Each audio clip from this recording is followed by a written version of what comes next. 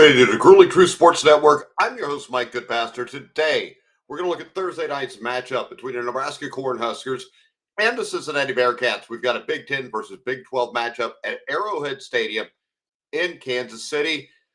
This should be an interesting game. You've got Nebraska, third-year Matt Rule. The MO with Matt Rule has been his third year is where his teams take off. The Cincinnati Bearcats are led by what, in my opinion, is probably a lame duck head coach, Coach Satterfield.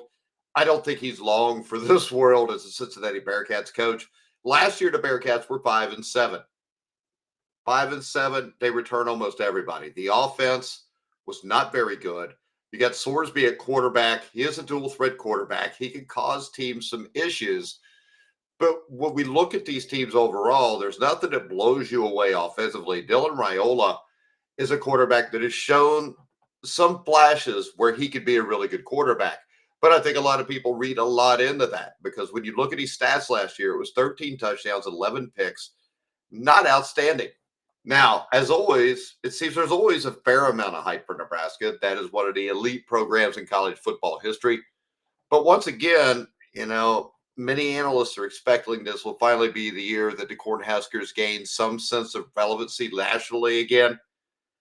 A lot of that is tied to the quarterback Raiola, but he is inconsistent. He showed more than a few flashes of brilliances, as I said, as a freshman. He could be a good quarterback, but I don't believe this team is going to be on the level of Ohio State, Michigan, Penn State, Indiana, teams like that. Now, Raiola should improve his sophomore year. He's got Dana Holgorsen as his coach on the offense, and Holgorsen has had great success in the past with young quarterbacks. Now, the Nebraska defense should see some improvement also, especially with the addition of transfer Williams and More, a five-star defensive end who was a redshirt last year with the Missouri Tigers. Now, that should help a Nebraska defense that wasn't terrible last year. 8 of their last 9 games, they held opponents to 28 points or less. Cincinnati is not an offensive powerhouse. They scored 24 points or fewer in each of their last 7 contests in 2024. As I said, same core players, including quarterback Brendan Sorsby. Now, Nebraska will be improved this year. Rule is a much better coach than Satterfield. So when I look at this game, at 6.5 points at Arrowhead Stadium, Joe Burrow's not playing on this Cincinnati team, so you're not going to get an upset. I like Nebraska to cover to 6.5. Now, when you look at the over-under right now, it's sitting at 54.5, anywhere from 53.5 to 54.5. Usually minus 110 to minus 112 at most sports books. Each roster has a lot of questions on offense, and they both have some serious defensive talent. Now, Cincinnati brought back most of that offense, but it only generated 25 points a game.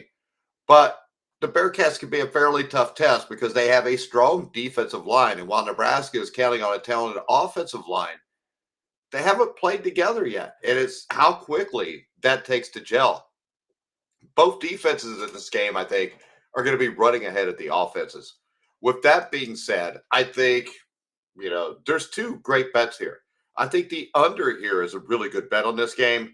But in the end, my top bet would be to tell you to take the Nebraska Cornhuskers and give the 6.5 points.